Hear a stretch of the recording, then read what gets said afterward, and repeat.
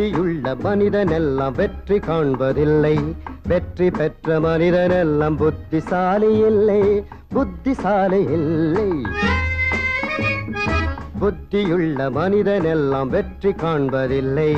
வெற்றி பெற்ற மனிதனெல்லாம் புத்திசாலி இல்லை, புத்திசாலி இல்லை.